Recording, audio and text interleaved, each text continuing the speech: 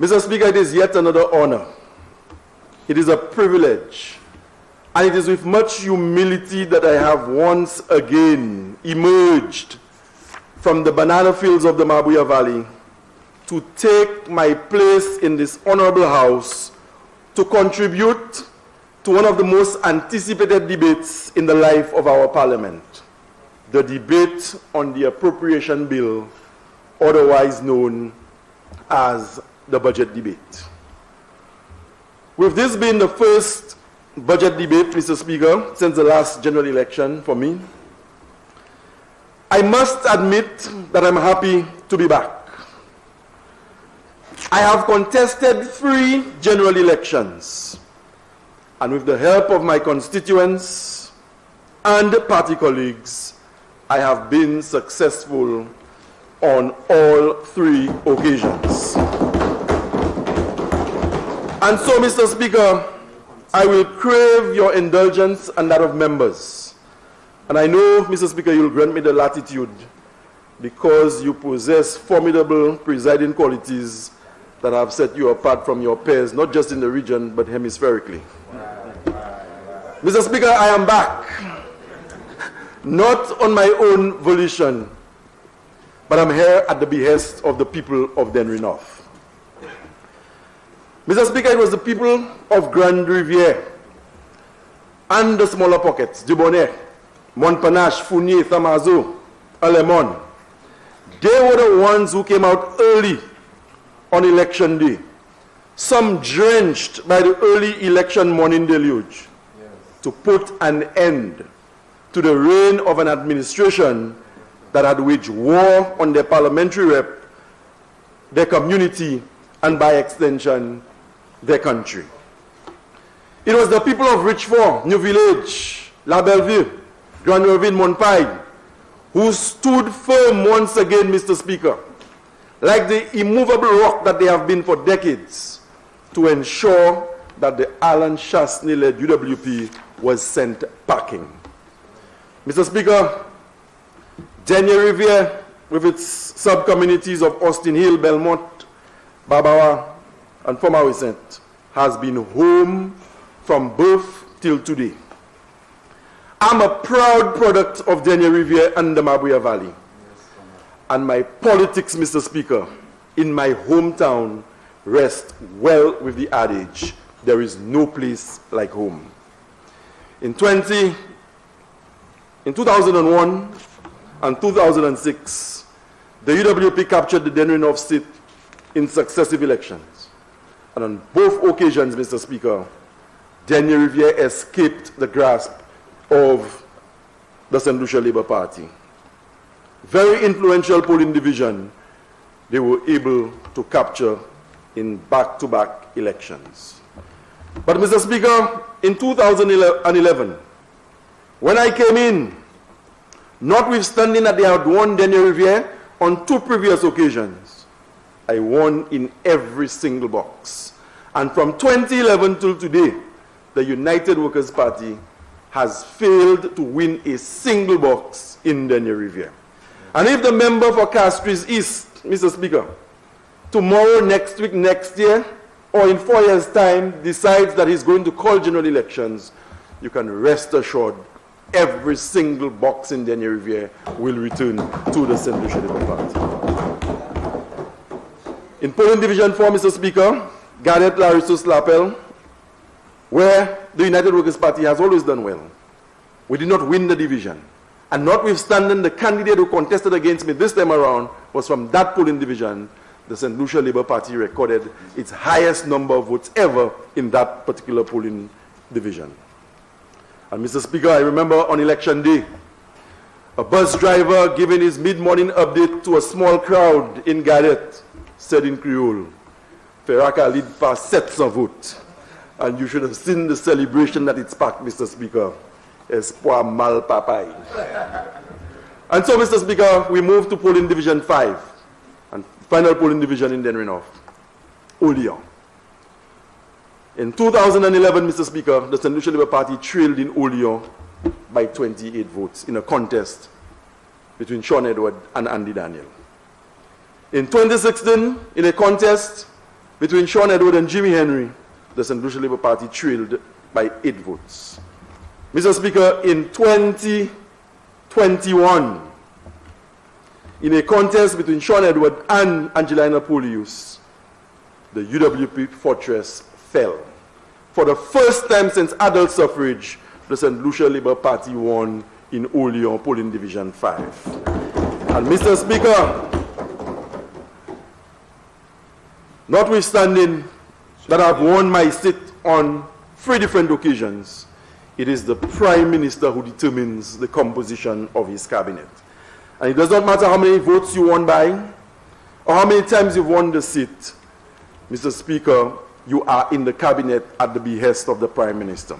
And so today I must thank the member for Castries East and Prime Minister, firstly for including me in his cabinet, and secondly for entrusting me with ministerial portfolios that are pivotal in the broad scheme of national development.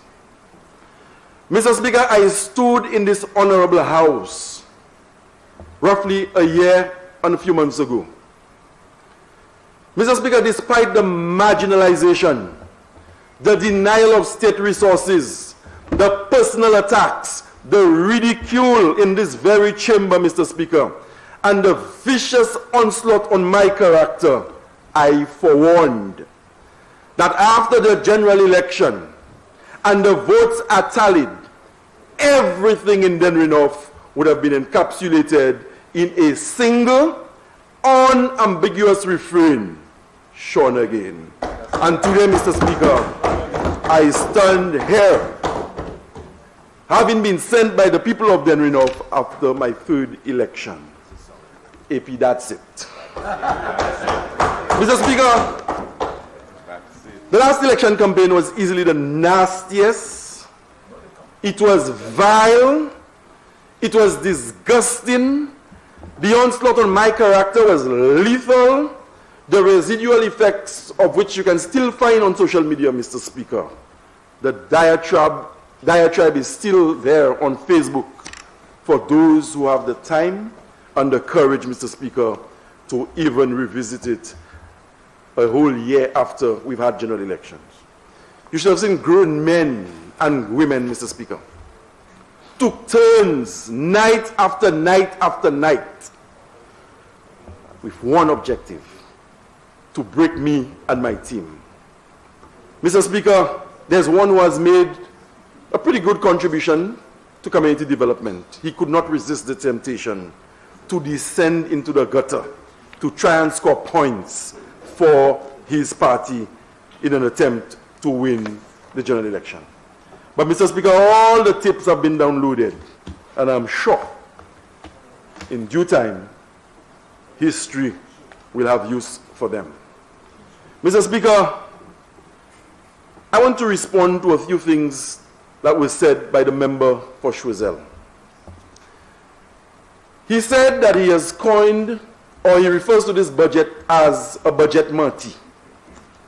And just to make sure that everybody in here, Mr. Speaker, every single one, can understand what he means by budget Marty or Marty budget, he's saying that the contents of this budget put together, this budget is a lie.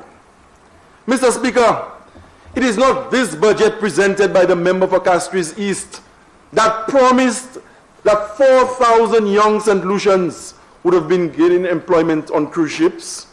It wasn't this budget that presented here today, Mr. Speaker, that promised this House and by extension the people of St. Lucia that we were going to export bananas to France. It wasn't this budget, and it wasn't in this presentation that the people of St. Lucia were told that in 1 year they would have seen the construction of 5, 6, and 7 hotels. It wasn't this budget presentation that spoke to building a new St. Lucia at a time when opposition parliamentarians were being starved of state resources. It wasn't in this budget presentation, Mr. Speaker, we were told that St. Lucia would have gotten $2 billion worth of investment in 1 year.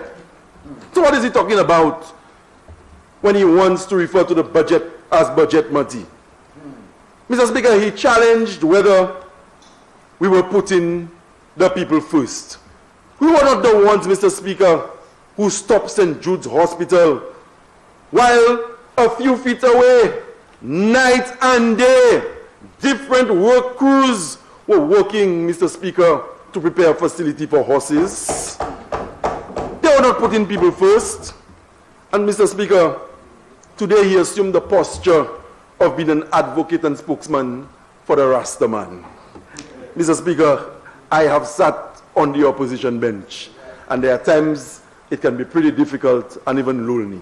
And today I could well understand why the member was so incoherent, uninspiring, lame in his presentation, Mr. Speaker, on behalf of the people whom he represents. Mr. Speaker, he chided us and wanted to provide advice on St. Jude. When the government that he was a part of assumed office, Mr. Speaker, for 3 consecutive years, they halted, they stopped, they discontinued work on St. Jude Hospital. But today he comes here out of convenience and he wants to advise on St. Jude, Mr. Speaker. Where was he? At the time, nothing was happening at St. Jude. And grass was overgrowing the place, Mr. Speaker. Night and day, you had tractors, graders, and workmen on a site mere feet away preparing for horses. He said nothing, Mr. Speaker. But today, he comes into the parliament. And he wasn't even sure today, as he would have done in times past, whether he was a politician or he wasn't a politician. Point of order, Speaker. What's the point of order? Speaker, the member is misleading the public. You just started. He's misleading the public because, Mr. Speaker, he's giving the impression that the work that was happening in a private capacity had anything to do with government. Hey, where are you going with that? And sit down. Please proceed, ma'am. Thank you. Who built the road? Exactly. Who built the diversion? Free, Mr. Speaker. Who built the diversion to facilitate the horse racing facility? Mr. Speaker,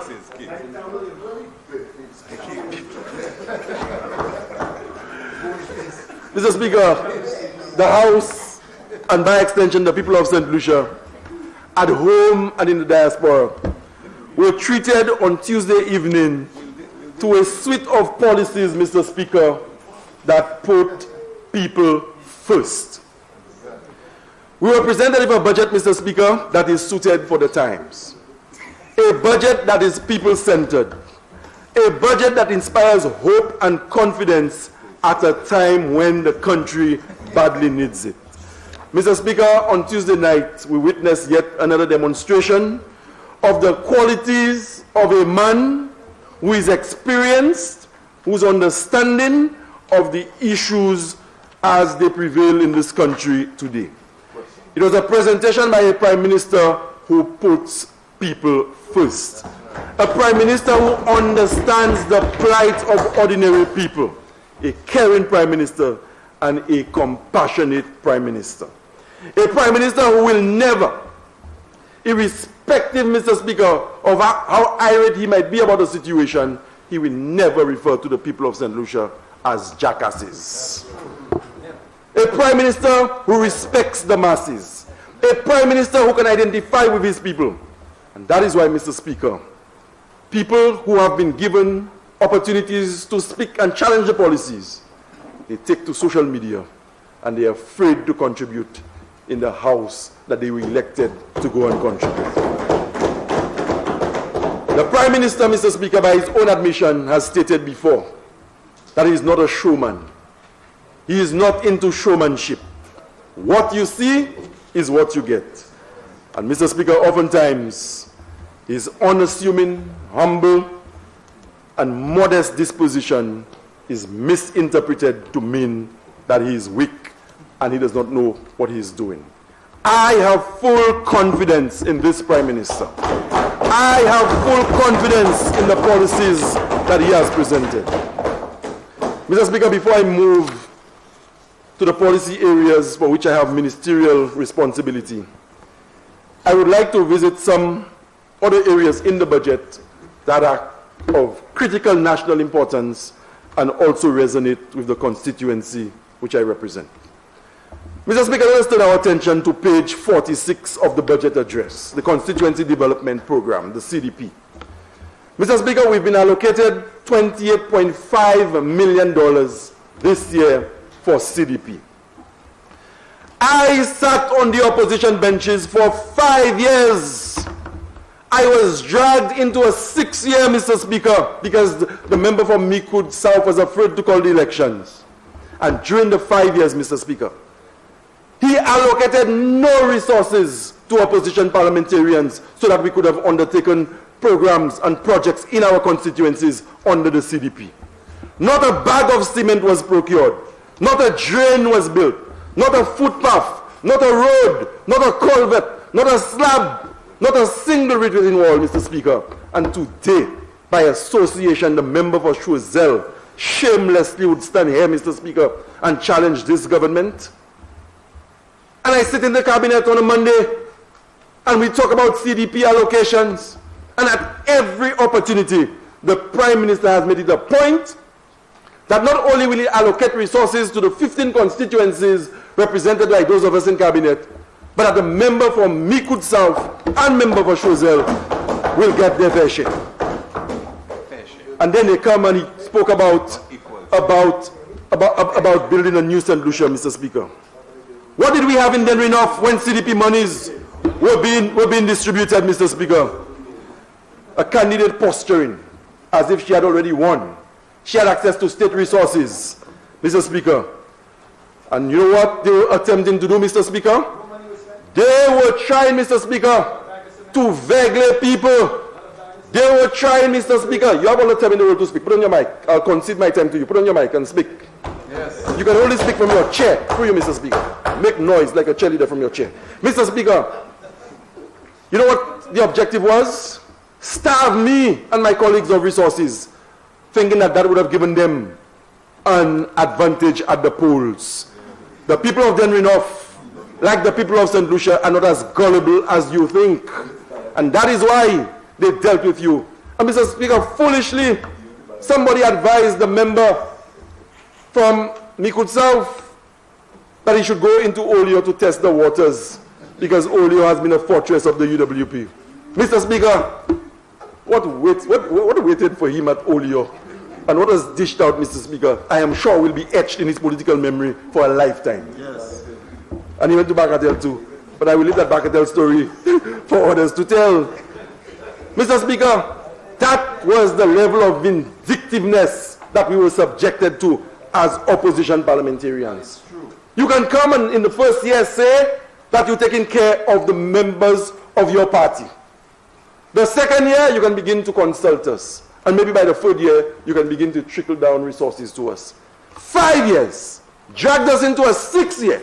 Not a single penny was allocated to any one of us to do work in our constituencies. And today you have the guts and the courage to stand here. You were not here previous 5 years. Speak for the time that you were here. And today you want to come and associate yourself with that? You should be ashamed of yourself in much the same way you think that the budget is a budget money. That's true. Shame on you. Yes, Mr. Speaker, the Larissus playing field, that was the best community facility in the country. But because the people of Dennery North voted in the majority for me and the Labour Party for 5 years, no surface dressing, no attention paid to that facility. But I'm happy. And today I stand here vindicated, and I can say to my people that you should expect a lot from this budget based on the pronouncements that have been made by the minister responsible for sports and the member for Brazil. Nowhere else in St. Lucia can you get a stronger pulse for sports in this country, Mr. Speaker, than at the Larissus playing field when we are in our element. But they tried to cut that out. Don't give anything to Shawn Edward in Dennery North, and that will give them an advantage. That is what they thought, Mr. Speaker. But I can say today, Mr. Speaker, I will need your protection from the former Prime Minister and member for Vieux-Fort South, because he's reminding me that Vieux-Fort defeated the Mabuya Valley in the final of a soccer-rama, Mr. Speaker, and not a competition. But, Mr. Speaker, I am hopeful and I am confident that we are going to deliver to the people of St. Lucia. On page 41, the Prime Minister spoke about bananas. And Mr. Speaker, I must admit that anytime we discuss, or I discuss bananas in this particular chamber.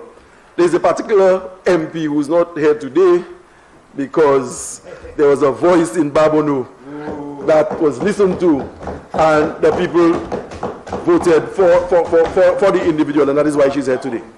Mr. Speaker, we are on the verge of exporting bananas to the UK once again. We are making use of the regional markets that are available to us. Mr. Speaker, the banana industry will never, ever return to what we saw in the 1980s and the 1990s. But I'm happy, and I am consoled, Mr. Speaker, to hear that approximately 6,500 boxes are being shipped regionally. Mr. Speaker, about this encore. Where do you go, sir? That commune qui a représenté un commune commune qui a planté figue. That il y a un gros plaisir pour eux. That c'est maintenant qui a venir, nous allons commencer à voir figue l'Angleterre encore. Et pendant que nous allons faire ça, Mr. Speaker, nous allons voir figue qui a été récoltée, qui a été faite en 1980.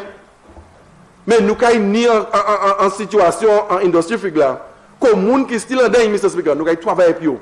Et puis, bayo force, bayo sayo bousin, matoyo, et puis tout l'autre sayo bousin pour weki, that ça continue. Because dans y a pile moun un jour qu'aujourd'hui, en constituency, et puis ça nous a créé rural St. Lucia, qui a still dépend en $10 Afrique là, pour payer bills yo, voyer sur l'école, et puis garder compte yo, et puis famille yo. Et c'est ça que moun pas vle comprendre. Nous pas venir ici avec des moun, that nous ni market en France, because nous voulons gagner l'élection. Nous pas parler de moun la vérité, et nous dire ça nous a fait. Et que les situations pas bon, nous allons garder cette liste en zéro, et dire que c'est difficile, mais nous allons faire qu'on nous paie. But we will never come here and give people false hope. We will not come here and take advantage of farmers. We will not come here and make pronouncements because they are convenient sound bites on the eve of elections, Mr. Speaker. And sometimes we underestimate the people of St. Lucia. We believe we can fool them and tell them what we believe they want to hear. And sometimes they take us for a ride as politicians, you know. They come and they drink our drinks, they eat our food, and then they deliver us in the ballot boxes, as happened in the last general election.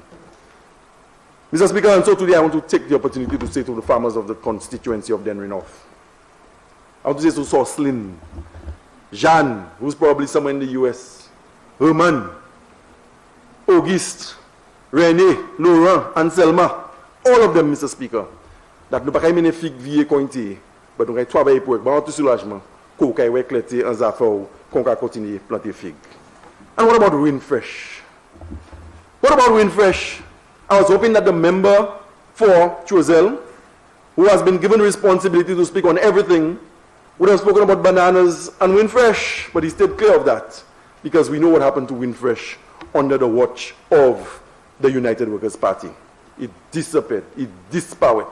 Bye-bye. Mr. Speaker, the Prime Minister also spoke on health care. And today, I have been given the permission by the Honorable Prime Minister and member for Castries East to say to you, Mr. Speaker, to tell this Honorable House and to communicate to the people of Dennery North that the Larissus Health Center will be reinstated.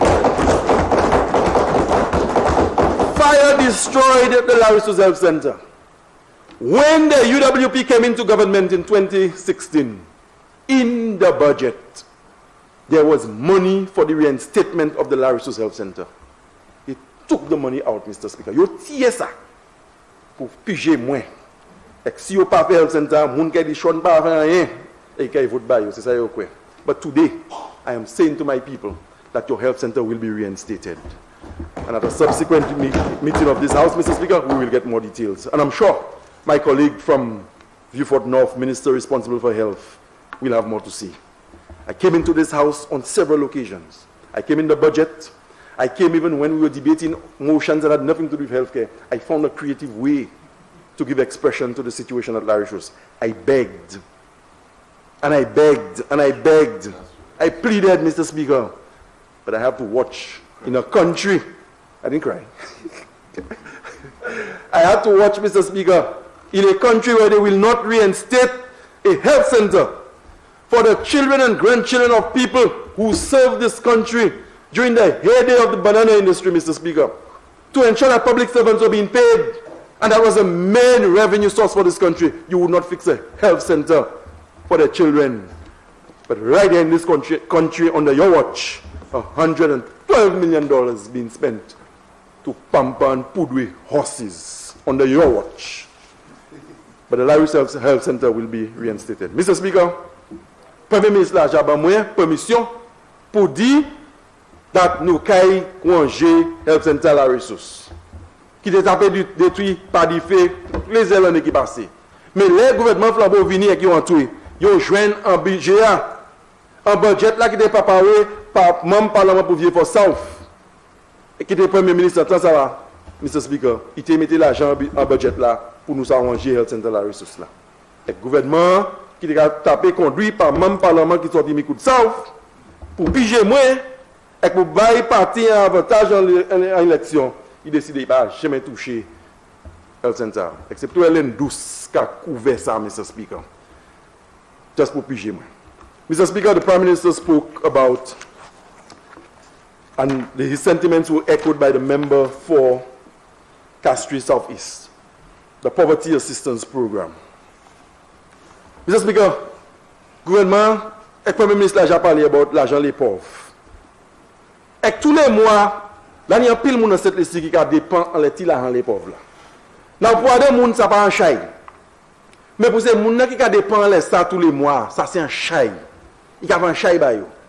Et dès Mr. Speaker, c'est gens qui pour espérer les mois à bout, 1 semaine, 2 semaines, 3 semaines, il y a 2 mois pour ça rendre là ça. Premier ministre là j'ai dit nous et qui j'ai bail information pour une cause that pièceless vote civil qui a tapé payer les mois à bout. Gens qui en les pauvres supposé rendre là yo même là ça. Because même cause civil so vote ni pour payer bill et puis yo ni bagay pour faire, c'est moun qui en les pauvres là ni même ces bagay ça pour faire tout et qui pas faire Mr. Speaker pour nous ni yo qui fait bagay comme ça, espérer les bagay comme ça. Mr. Speaker, I have been given responsibility to lead the education ministry.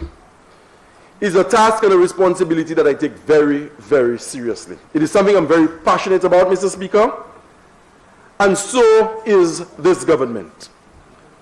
Mr. Speaker, on page 7 of the budget address, the Prime Minister said, and I quote, "Every St. Lucian must have access to quality education and lifelong learning."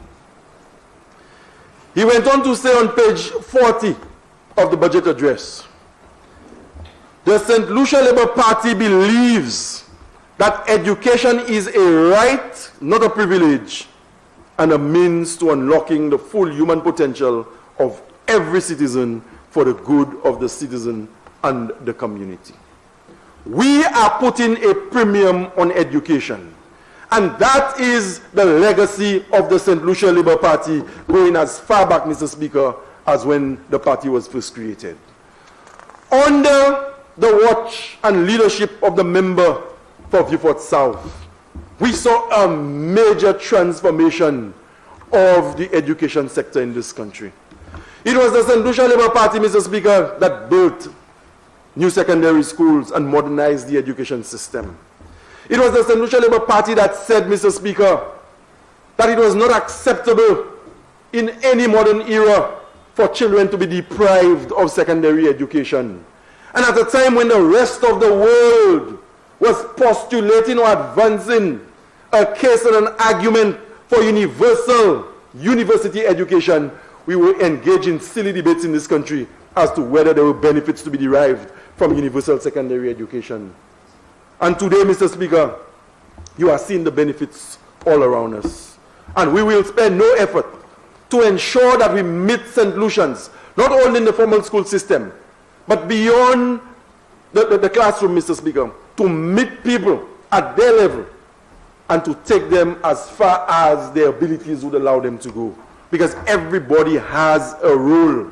Everybody has a function and a purpose in society, irrespective of what your station is in life.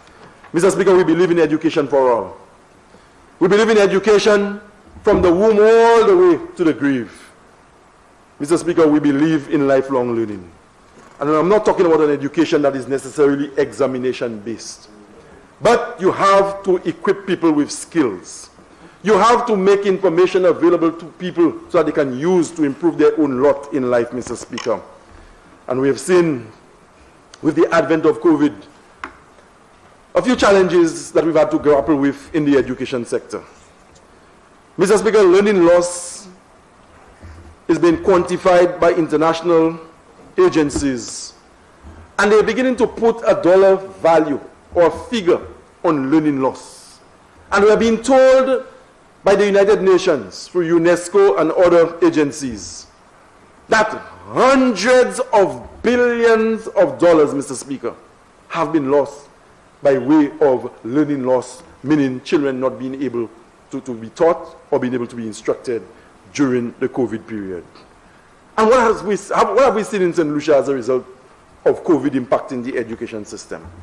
Not only, Mr. Speaker, have children been deprived of instruction time and school time, we have seen children staying home because we've had to close the schools. And when they stay home, Mr. Speaker, the children find themselves in all kinds of unsavory activities, some to no fault of theirs. Because the parents have to go to work.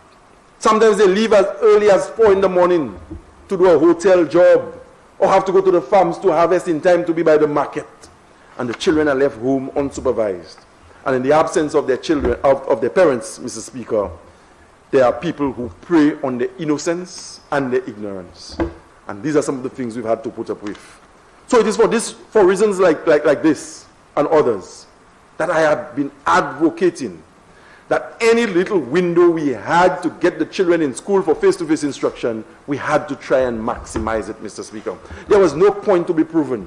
There was no other objective to be met, but just to ensure that our children would spend as much time as possible in a safe space. And so, Mr. Speaker, as we moved, trying to manage during the COVID period, Mr. Speaker, we made successes. The situation could have been better, but there were small victories that we registered. But we didn't do it alone. And so today I must, in this honorable house, express my unreserved thanks and gratitude to the St. Lucia Teachers Union for having worked with the Ministry of Education. Mr. Speaker, we do not always agree. We do not always agree on every proposal that is on the table. But the one thing I can tell you is that the teachers of this country are committed to the development and education of the children entrusted in their care. And they make tremendous sacrifices with limited resources, going beyond the call of duty just to ensure that our children get the best possible education in the circumstances. And Mr. Speaker, I must also commend the National Principals Association, or the NPA, for working with the Ministry of Education. And like the SLTU, Mr. Speaker, we may not always agree on everything that is on the table for discussion, but they too have demonstrated time and again, Mr. Speaker, that their commitment is to the children of this country. Mr. Speaker, I have always said to educators whenever I get the opportunity to speak to them, that ours is a very critical job in the development of this country.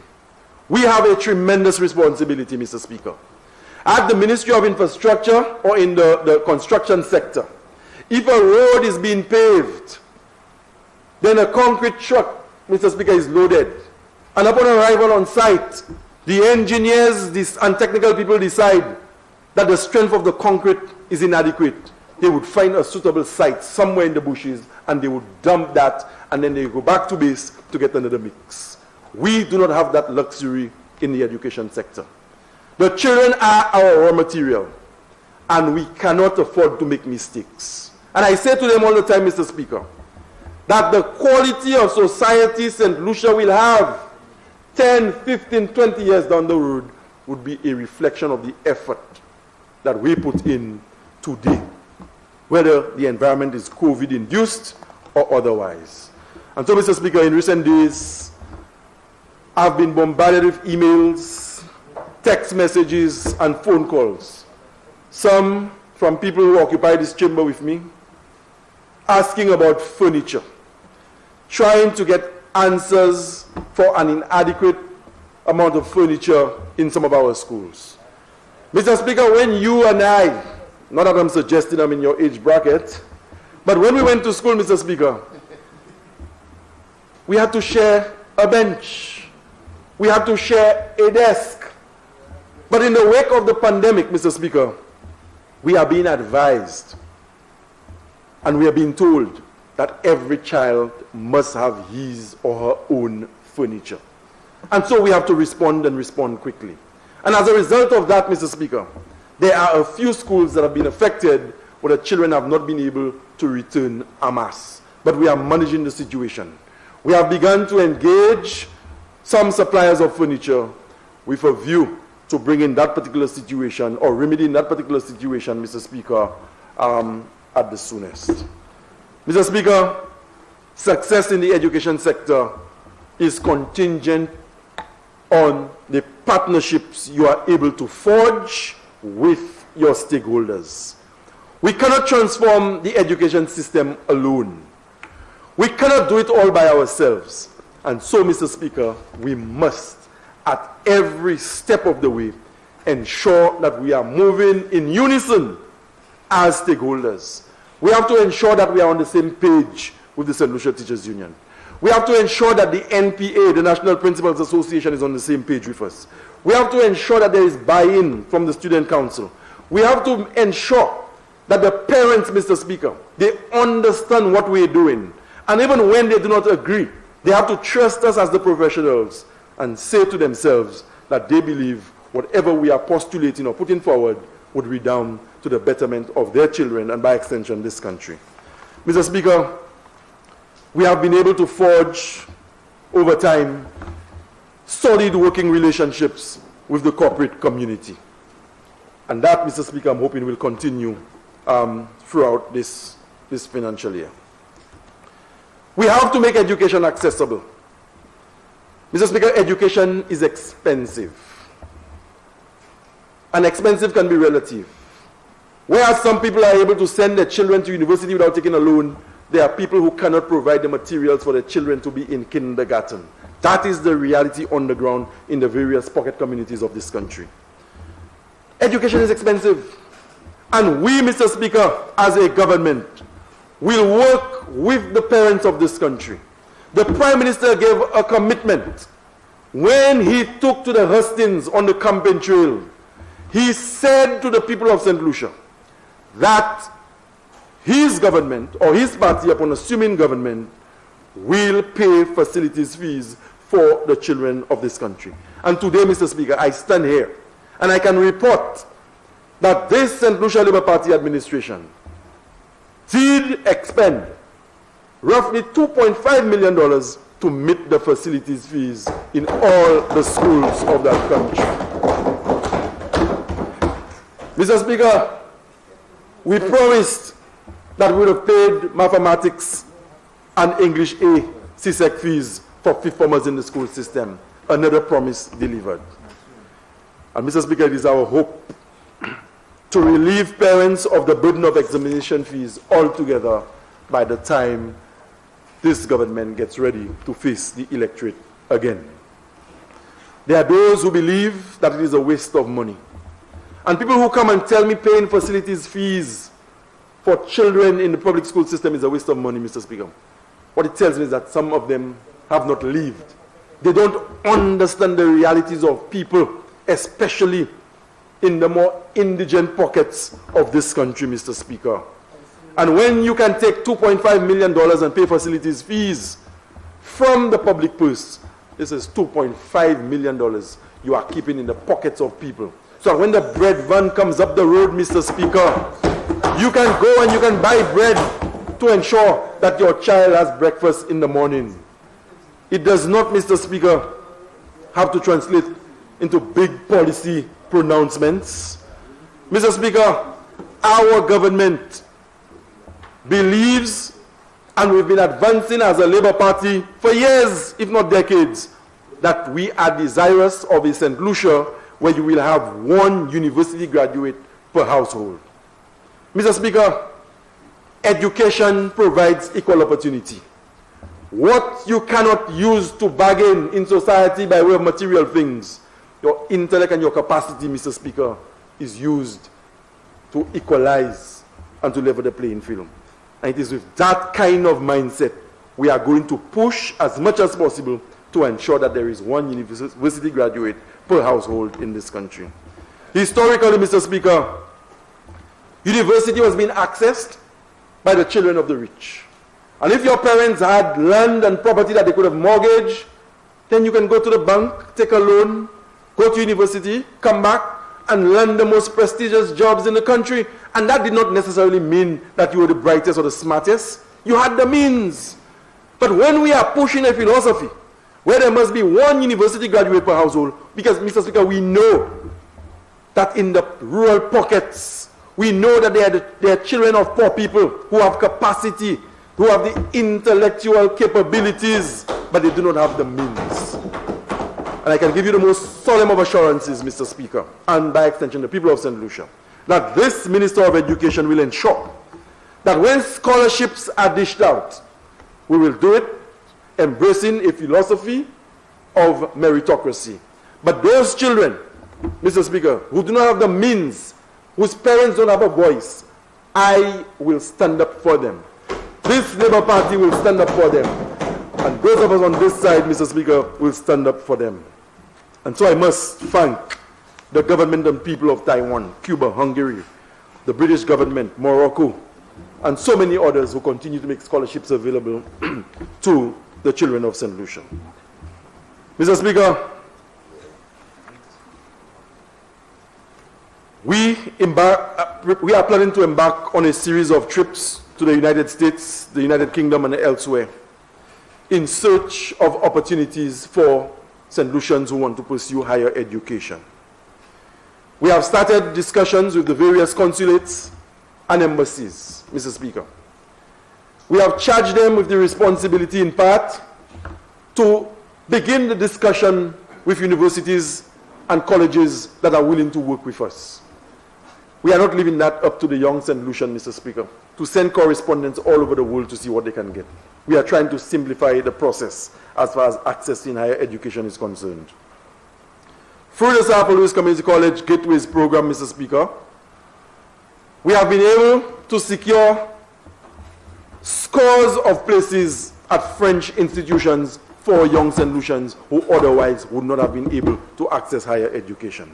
And I must at this juncture take the opportunity to thank the college administration, the board, the principal and staff for the tremendous work that they are doing in accentuating and putting a value on higher education for young St. Lucians. But, Mr. Speaker, it is not enough to just be rolling out programs at the college. You have an accreditation issue that you must deal with. We have to ensure that whatever we teach at the South Louis Community College, Dennery North, you have 15 minutes. Thank you, Mr. Speaker, is accepted by the wider community. Mr. Speaker, we don't want a situation where we begin to see again what obtained in times past. You leave St. Lucia and you go to the US or the UK and you present your certificate as a graduate of the South Louis Community College, and they tell you this is not acceptable here, you have to start all over again. The South Louis Community College, Mr. Speaker, has made tremendous strides in recent times, and they continue to make strides. And this government will give the college administration and leadership all the support that it needs to continue, Mr. Speaker, to assist our young people in fulfillment of their dreams and the careers that they want to pursue. COVID has impacted the college in a very adverse way, Mr. Speaker. And we are seeing, because of online learning, that a number of young St. Lucians have not been able to cope, Mr. Speaker. And that has proven to be worrisome. Quite a few have dropped out, and we are devising a program or system to work with the various parliamentary representatives and community-based organizations to identify those who would have dropped out, Mr. Speaker, to rope them in and ensure that they continue along that educational journey. Mr. Speaker, ICT in education is a big thing for us. We are continuing in much the same way we started the 1 laptop per child program. When the program started, Mr. Speaker, the initial disbursement or distribution started with third formers, sorry, Mr. Speaker. And there was a reason for that, given the quantum that we had at our disposal at the time. But the intention of the St. Lucia Labour Party government was always to ensure that every child in the secondary school when it started would have had a laptop computer. They came in, and the good thing about politics in our times, Mr. Speaker, is that you can stand on your feet and deny certain things, but it's on YouTube, it's on Facebook, and to the best of my recollection, it was at a boulevard meeting where the former education minister said to St. Lucians, and not just the audience she had before her, as to whether she had gotten carried away and that the statement was unfortunate. That's for a different show. But we cannot deny that she said to the people of St. Lucia that making smart devices available to the children was a waste of time. That is what she said. But when, Mr. Speaker, Mr. Speaker, that's true. When we came with the laptop program, we always said that it was not enough to give children devices. Right. That is why, you can't put on a mic today, can't put on a point of order.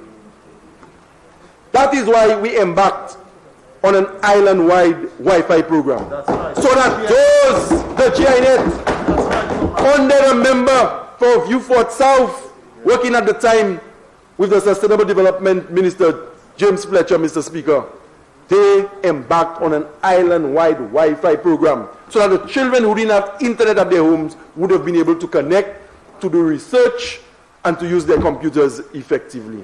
They stopped it, and then they asked us, but Mr. Speaker, I'm happy to report that the 1 laptop per child program has been reinstated. And this year, Mr. Speaker, we will be distributing in excess of 10,000 devices in the school system. Tablets and laptops. Mr. Speaker, we're getting 2,800 tablets with the help of the OECS. We are getting 2,100 tablets from the Public Sector Modernization Project. We are getting 2,100 Chromebooks, laptops from the Public Sector Modernization Project. And Mr. Speaker, the government of St. Lucia will be purchasing from a supplier. Well, we have already purchased, and we're just awaiting the arrival of 3,800 laptops to be distributed in this country. Mr. Speaker, children from each of the 17 constituencies will be receiving. Children whose parents support the United Workers' Party will be receiving. Children whose parents support the St. Lucia Labour Party will be receiving. Children whose parents have no affiliation to the politics will be receiving. We are not discriminating. We're doing it for the children of St. Lucia. So when I hear the member for Choiseul trying to derail the project, Mr. Speaker, and I feel sorry sometimes for the member for Choiseul, because you get the impression that, Mr. Speaker, he's not even doing that on his own volition. He's part of a group, and somebody has given him something and asked him to go and say that. And they're sitting at their home, Mr. Speaker. Some of them will never be here again.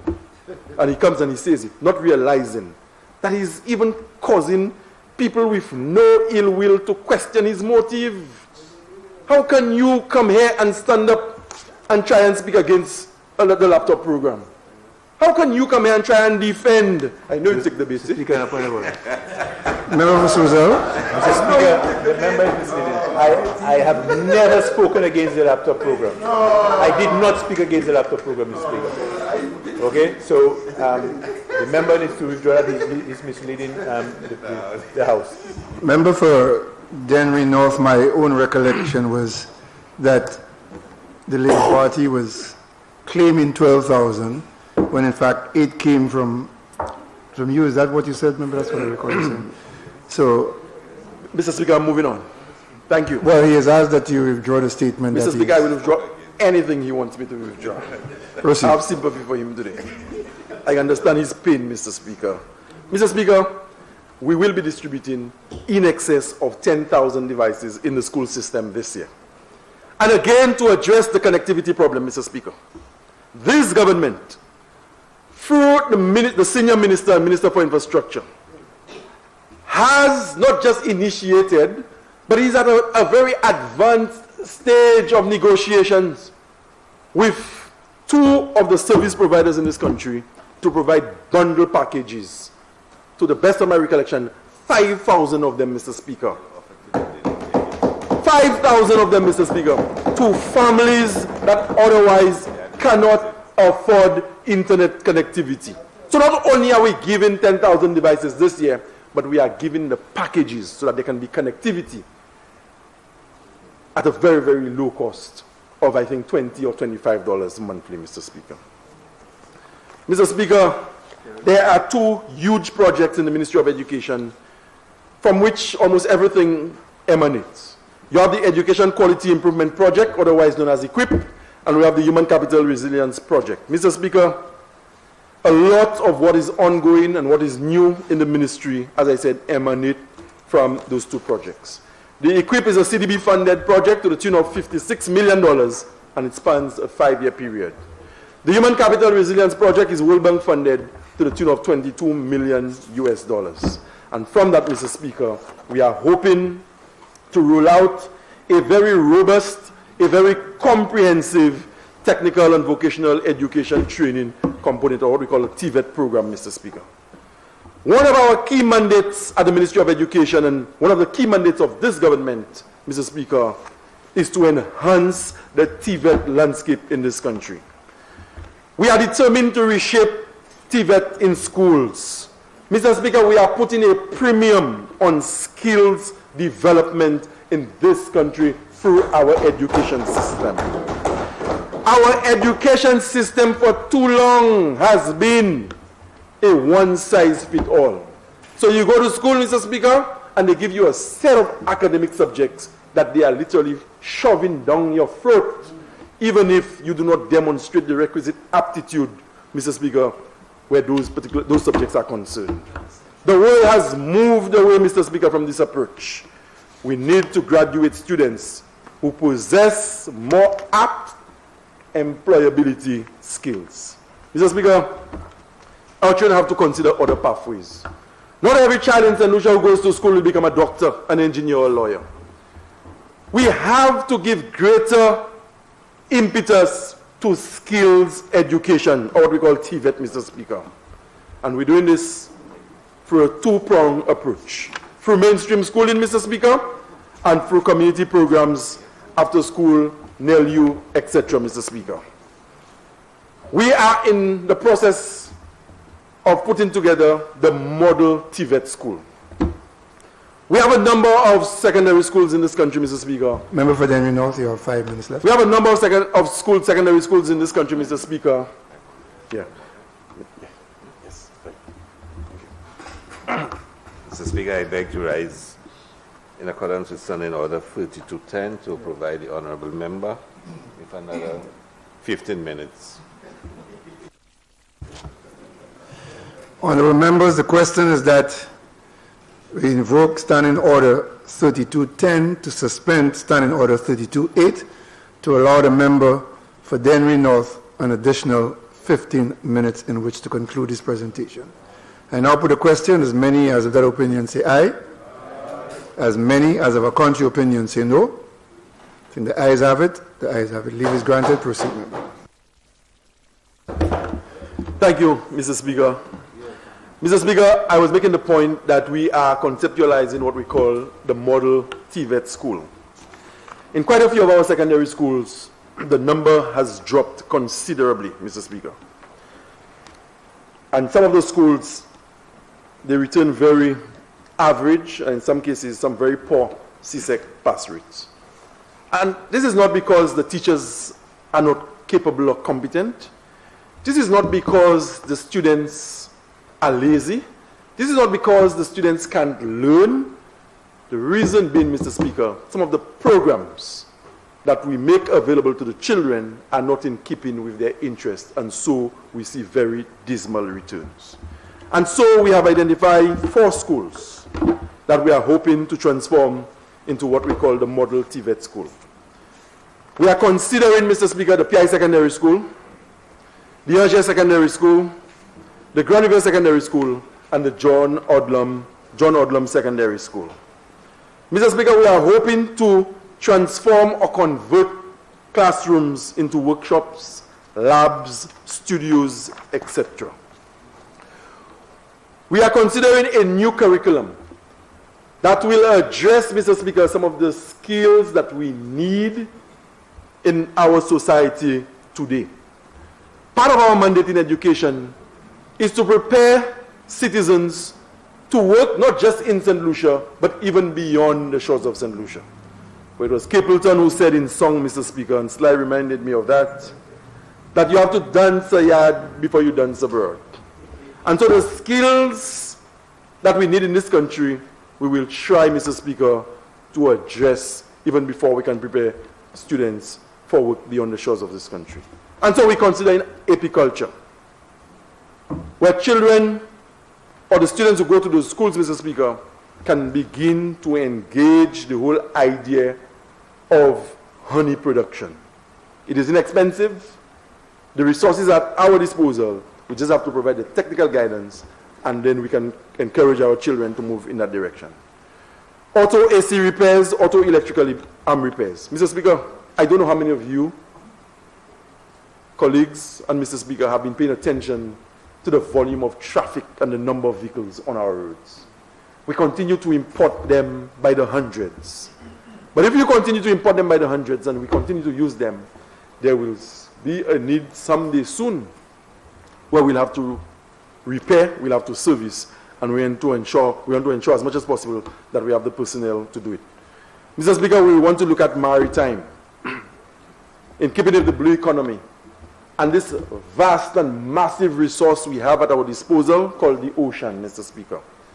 Boats continue to go up and down our waters. Mr. Speaker, we need people who can provide support to this particular subsector of the tourism industry or even fishing industry for that matter. We want to look at subjects like cosmetology, horticulture, hydroponics, massage therapy, music mixing, sound engineering, recycling and waste management, CMOS cultivation, tour guiding, spa and wellness management, plumbing, carpentry. We are not about any subject, Mr. Speaker, that is so fancy in name that when you present the curriculum, the children are not able to cope. We are talking about imparting skills that will make them employable as soon as they leave the walls of those schools that they will be enrolling. The concept is being refined, Mr. Speaker, but not only must we look at this new range of subjects, but we have to ensure that whatever certification we provide is in keeping with international and regional benchmarks. And it is against that backdrop, and looking at education in a much broader scheme, that this cabinet approved the National Qualification Framework, Mr. Speaker. So that it doesn't matter at what level you pursue a program in St. Lucia, you should be able to get qualification or a certificate that can place you somewhere regionally or internationally. And so, Mr. Speaker, I'm very excited about the TVET program we are about to roll out. We believe in education for global citizenship, as I said. We may not have the absorptive capacity in this country to employ everybody who has gone out to get trained, Mr. Speaker. But as I said, we are assisting our young people to gain employment elsewhere. And one of the main components of the Human Capital Resilience Project, Mr. Speaker, funded to the tune of 20 million US, is strengthening technical and vocational education and training. So the resources we have at our disposal, from the 20 million US for the Human Capital Resilience Project, Mr. Speaker, that is supposed to help us considerably as far as meeting the objectives of our TVET program is concerned. This is nicely complemented through the 11th EDF, where we have at our disposal again approximately 6 million euros from which we can tap, Mr. Speaker, to roll out the TVET program. So a new TVET council has been installed. We are trying to work closely with the TVET Secretariat, but Mr. Speaker, a vacancy exists as we speak for an education officer TVET. That vacancy could have been filled weeks, if not months ago. But we have been very meticulous in the recruitment process. Given the resources at our disposal, given the seriousness of our TVET mandate in the Ministry of Education, we have to ensure that whoever we decide on to be education officer responsible for TVET, not only must that person understand the vision that we have, but they must bring a demeanor to the office, Mr. Speaker, that will ensure that the objectives are met and that all of St. Lucia, if not the education sector, buys into our TVET programming. Mr. Speaker, we launched on the 7th of April the Caribbean Primary Exit Assessment, the CPEA. The CPEA, as launched on the 7th of April, replaces the 43-year-old common entrance. Mr. Speaker, that conversation about CPEA started as far back as 2012, where that one-shot, do-or-die common entrance exam, Mr. Speaker, was being spoken about. Today, I am happy to report that as a result of us as a country launching the CPEA on the 7th of April, that one-shot, do-or-die common entrance exam as we knew it is no more, Mr. Speaker. It has been replaced by a more progressive form of assessment for our grade 6 students, where, Mr. Speaker, a component of the work is being done in school.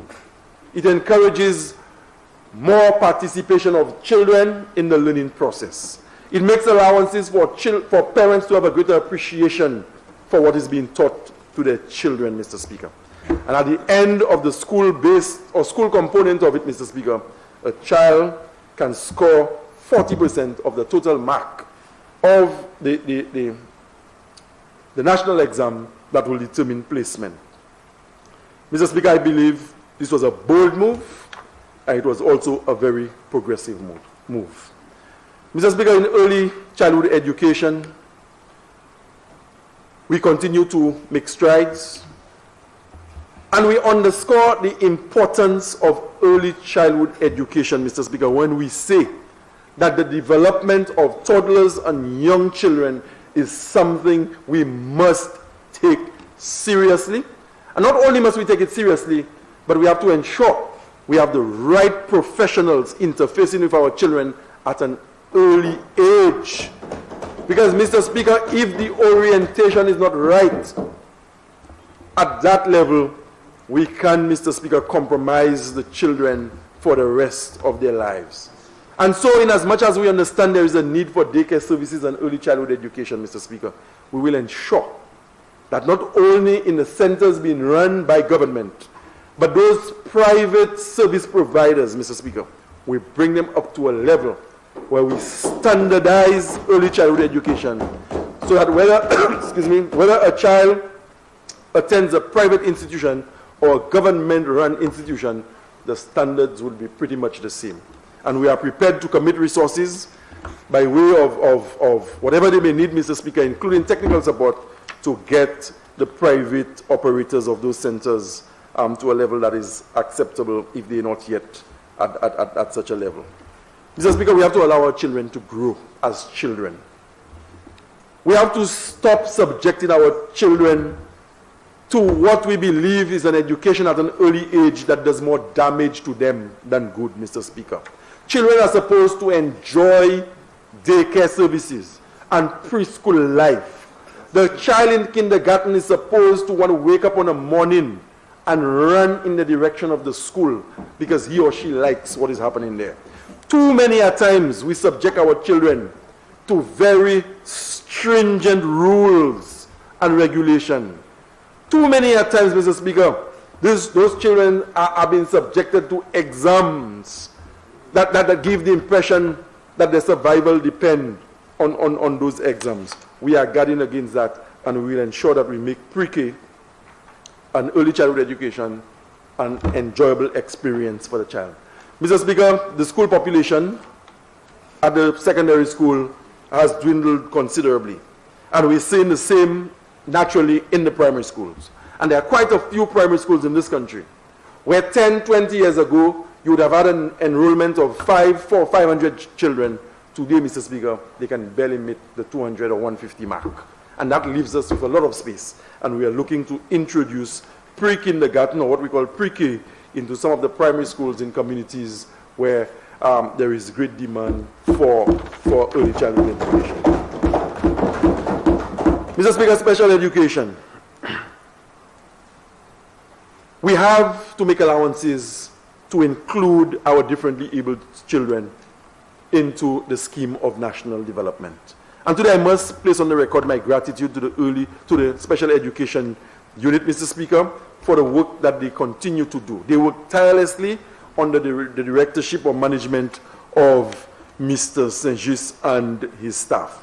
I will be saying more, Mr. Speaker, on special education, which is being supported through the EQUIP project in a subsequent sitting of the House, where I present to address that particular aspect of my ministry's work in a statement by minister's presentation. Mr. Speaker, I have responsibility for sustainable development as part of my ministry, and I will move straight into solid waste management. Mr. Speaker, the Solid Waste Management Authority continues to work under tremendous pressure. The circumstances are trying, but I know that the staff, they are doing their best. And so I want to thank the management of the St. Lucia Solid Waste Management Authority, board members, workers, contractors, and encourage them to continue providing that critical service to the country that they love. Mr. Speaker, in 2018, a team member from Pumandu convinced the then Prime Minister and member from Ikud South that he should invest monies, $11 million, in buying incinerators to burn garbage or refuse in this country instead of the traditional disposal methods we have known as a country. Mr. Speaker, 20 units were purchased at a little over $11 million, and that has proven to be a disaster, Mr. Speaker, to the extent that we had to shut down those units, and they're just sitting there. The Solid Waste Management Authority, through its attorneys, have tried to engage the suppliers, rather, Mr. Speaker, to see if they can take back the units and give us a refund. That is in the hands of the lawyers, and we explain possibilities whereby we can get our monies back and to return the units. Mr. Speaker, by shutting down the 2 units or the 4 units that were in operation, we are making a cost savings of $9,000 every month. As a result of the DSH project, Mr. Speaker, we have to be trucking garbage from the south of the country to Deglo every single day. And it is costing the government and people of St. Lucia, the taxpayers of this country, and I was hoping the member for Choiseul would have mentioned that, Mr. Speaker. Point of order, Mr. Speaker. Member for Choiseul, South of us. Mr. Speaker, the member continues to mislead the House, Mr. Speaker. What's the misleading statement? The member is saying that as a result of DSH, Mr. Speaker, the rubbish site was filled. Mr. Speaker, that was already something that was entrenched to happen. The dump site had outlived its useful life already. That was a recommendation out there, and it was there was already a search for an alternate site. So don't say that as a result of DSH. Don't say that as a result of DSH, Mr. Speaker. Mr. Speaker, I'm not withdrawing that. Proceed, member. Thank you very much, Mr. Speaker. As a result of DSH, Mr. Speaker, they closed the garbage dump, right? And today, it is costing the people of St. Lucia, including taxpayers from Choiseul that he represents, approximately $75,000 a month to transport garbage from the south to Deglo. It's not DSH. You were in government, you couldn't say anything. You started here. You were always hesitating to turn on your mic, but you found your voice. Yes. I don't know in cabinet. I didn't sign the buyback clause. I wasn't there. Mr. Speaker. But you have 4 minutes left. Climate change, Mr. Speaker, the biggest issue confronting us as a small island developing state. The IPCC report, IPCC, Intergovernmental Panel on Climate Change, every year they put out a report and they tell us the extent to which climate change is going to impact us as a people, as a nation, Mr. Speaker.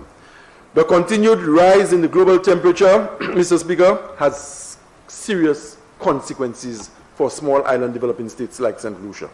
The melting of the ice cap continue to result in sea level rises, Mr. Speaker, and it is making coastal communities very vulnerable.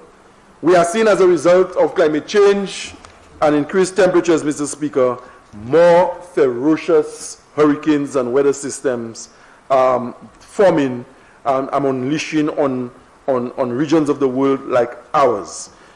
The National Hurricane Center in Florida, they are predicting some very, very strong hurricanes may come our way, and they are saying, Mr. Speaker, it is all linked to climate change and the extent to which mankind as a whole have inflicted damage on the natural environment that we need for our own survival and sustenance.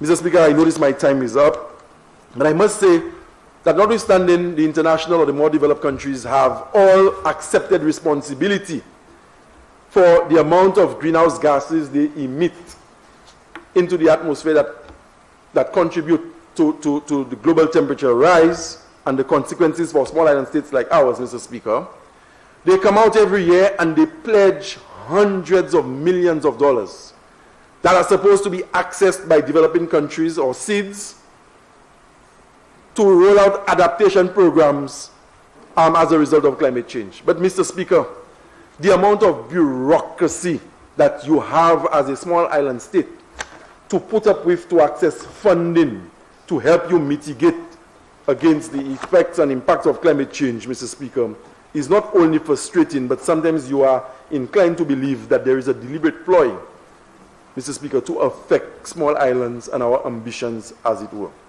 Mr. Speaker, I want to thank the people of Dennery North, my support team, my mother, my family, my neighbors.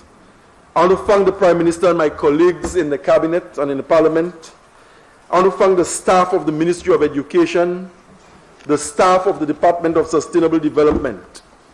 Mr. Speaker, I want to thank the staff of the various statutory entities that are under my watch, the St. Lucia Solid Waste Management Authority, the NSDC, South Louis Community College, and the Peter Management Area. I want to thank the boards, Mr. Speaker, of those statutory agencies for having worked with me throughout the last 9 months. I'm excited about what we can achieve together, and I am sure, Mr. Speaker, as they have thus far, the people of St. Lucia will continue to be vindicated by their decision and choice on the 26th of July when they voted for Philip J. Pierre and the St. Lucia Labour Party. Mr. Speaker, I am committed to serving my constituency. I am committed to serving this country. And Mr. Speaker, I support this bill.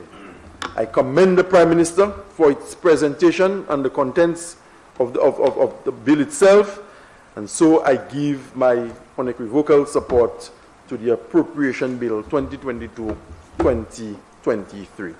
Thank you very much, Mr. Speaker. This is my contribution to the debate on the Appropriation Bill.